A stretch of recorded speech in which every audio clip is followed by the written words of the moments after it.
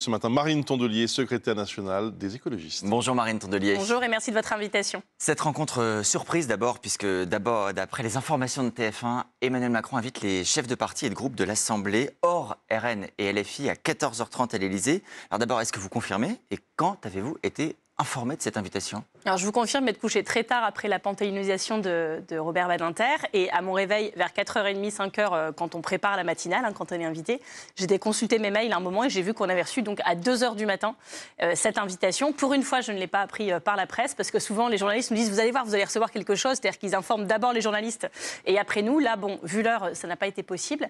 Et donc oui, nous sommes invités, les chefs de parti et les présidents de groupe à l'Assemblée nationale. Et vous irez ? À 14h30, j'ai posé la question du coup de manière très matinale à mon conseil politique qui est composé des parlementaires, des maires de grandes villes et de la direction du parti en disant on est d'accord qu'il faut y aller pour comprendre ce qui se passe et pour dire ce que l'on a à dire.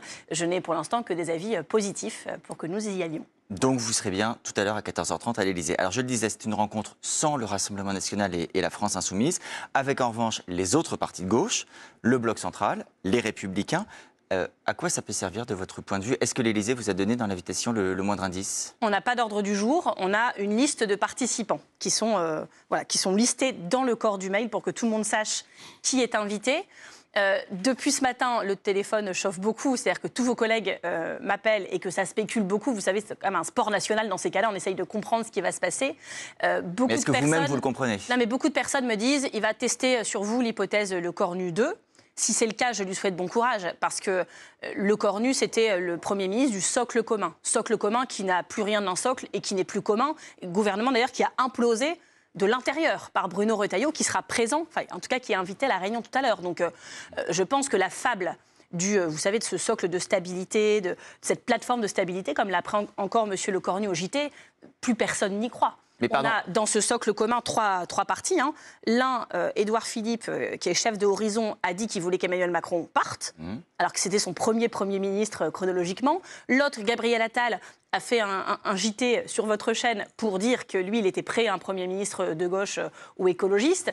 Et il reste du coup Bruno Retailleau qui, lui, a fait tomber le gouvernement de Le Cornu. Je ne vois pas comment on nous revend cette fable de la stabilité de cet ensemble politique. Ça ne marche plus. La gauche et les écologistes doivent maintenant gouverner. Que vous ne soyez pas, à titre personnel, une fan de Sébastien Lecornu, ça peut se comprendre. Mais la question, c'est de savoir, est-ce que s'il est renommé, cela entraînera de votre part un vote de censure automatique, ou est-ce que vous lui laisserez une chance de gouverner en fonction des options qu'il prendra sur le fond? Mais moi, je pense que tout ça a assez duré. Ça fait plus d'1 an qu'on empêche la force politique arrivée en tête des élections législatives de gouverner en nous prétendant qu'il y a d'autres hypothèses plus stables. Résultat, le premier, Michel Barnier, a été celui qui est tombé le plus vite de la Ve République, c'était avant Sébastien Lecornu. Deuxièmement, François Bayrou, lui, a engagé sa responsabilité et se l'est vu refuser. Première fois, la Ve République arrive. Et troisièmement, Lecornu démissionne avant même son discours de politique générale. Je vous repose ma question. La question, c'est de savoir si vous pouvez lui laisser une chance ou pas. Je vous redonne ma réponse. Tout ça a assez duré. Les macronistes nous font tourner en rond depuis maintenant plus d'1 an. Ça a des conséquences politiques. Donc vous ne me direz pas si ça entraînerait une censure immédiate ou pas de votre part. Ça a des conséquences politiques, ça a des conséquences en termes de confiance des Français envers ceux qui nous gouvernent. Et à raison, je fais partie des 86% des Français qui sont navrés par le spectacle que ça donne.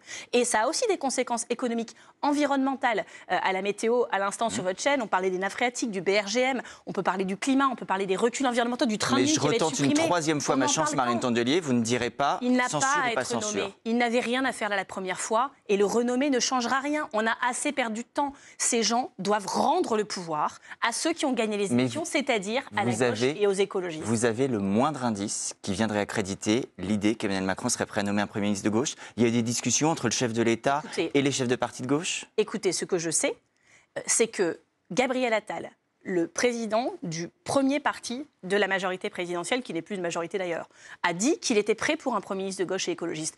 Éric Dupond-Moretti dit la même chose hier. Elisabeth Borne dit sur les retraites, peut-être qu'il faut infléchir le truc. Je n'ai que des signaux faibles, que c'est en train de bouger dans le camp macroniste, y compris d'anciens ministres qui, hier, au Panthéon, venaient nous voir en disant « Bon, bah, si c'est vous, nous, on comprendrait ». Mais il n'y a pas eu de signal de l'Élysée, j'entends bien. Sauf Emmanuel Macron. c'est, à mon avis, le programme qu'il nous faut pour la journée. Et je me suis adressée à lui hier. On a fait une tribune commune avec Fabien Roussel et Olivier Faure. Nous sommes prêts. Et il n'a plus aucune excuse, même plus celle de la prétendue stabilité, pour ne pas nous nommer. C'est ce que vous direz à 14h30 à l'Élysée. Vous direz je vais le dire avec Gauche-Orient. beaucoup de véhémence, beaucoup de conviction et garder tout mon sourire pendant la réunion pour leur expliquer pourquoi ils n'ont plus le choix. Vous savez, il y a des sondages qui sont sortis.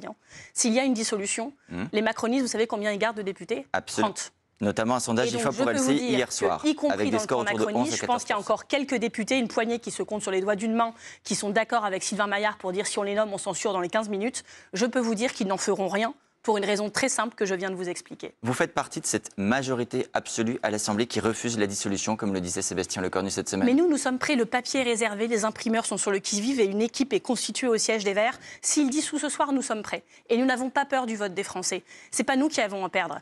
Ce sont les macronistes. Donc maintenant, ils ont la dissolution, le départ forcé du président. Ils ont tout ça entre leurs mains. S'ils ne veulent pas de ça, et je pense qu'ils mesurent parfaitement ce que ça voudrait dire, d'ailleurs, tout ça pour la France, s'ils ne veulent pas de ça, ils ont une seule solution, la cohabitation avec la gauche et les écologistes. Les Insoumis feraient partie de cet ensemble que vous appelez? Ils ont dit qu'ils ne voulaient pas participer à un gouvernement de gauche. Les socialistes n'ont pas l'air d'être très partants non plus, donc ça leur fait au moins un point commun. Ils sont rares en ce moment, notons-les.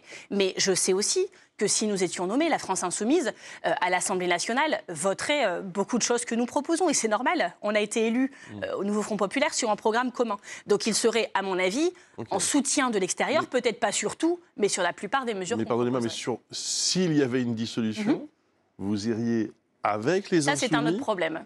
Nous pensons qu'il faut tenir la promesse de l'été dernier. Est-ce que ce sera simple? Non.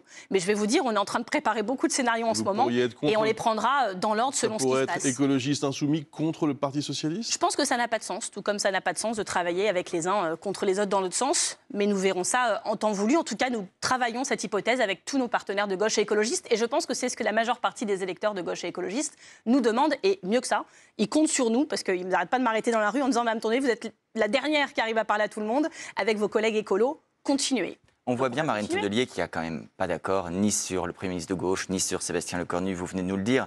Hier, à votre place, Maud Bréjean, qui est une députée du parti présidentiel, Ensemble pour la République Renaissance, disait « Il faut un gouvernement le plus neutre possible, des techniciens, des apolitiques. » Est-ce que ce serait l'hypothèse de l'apaisement? Écoutez, vraiment, ils sont prêts à tout vous raconter pour ne pas nous laisser gouverner. Ça s'appelle de l'obstruction à ce stade. C'est du déni de démocratie. Un gouvernement, non, ça n'est pas neutre. Un gouvernement, ça peut dans certains pays. Non, mais un gouvernement technique, c'est déjà arrivé.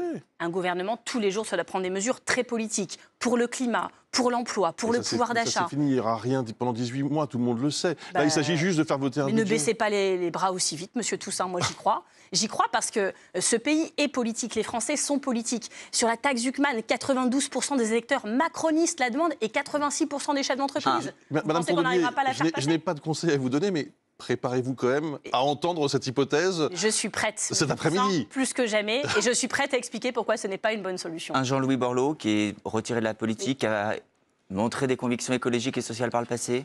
Écoutez, il a lui-même démenti cette hypothèse. Il a démenti qu'il avait eu des contacts. C'est normal que tout le monde s'excite autour de tous les noms qu'on nous balance. Depuis 2 ans, tous les noms qui ont circulé n'ont jamais été nommés.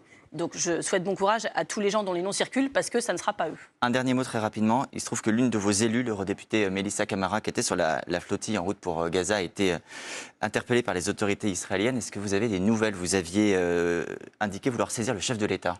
Alors je l'ai fait, j'ai eu Emmanuel Macron sur le sujet hier, j'ai eu M. Barrot plusieurs fois, le consul de France sur place. On est extrêmement inquiets puisque plusieurs parlementaires ont commencé à revenir sur le sol français parce qu'ils ont signé ce fameux papier des autorités israéliennes qui reconnaît qu'ils ont enfreint la loi, ce qu'ils n'ont pas fait. Et donc les coups de fil que j'ai eus quand ils sont arrivés à l'aéroport étaient très préoccupants sur le traitement qui a été réservé à toute la délégation et en particulier à Melissa Camara en arrivant au port. Il se trouve qu'elle est aujourd'hui en prison, elle sera déportée d'ici 72 heures. C'est le terme juridique, déportation. Et donc ça prend 72 heures.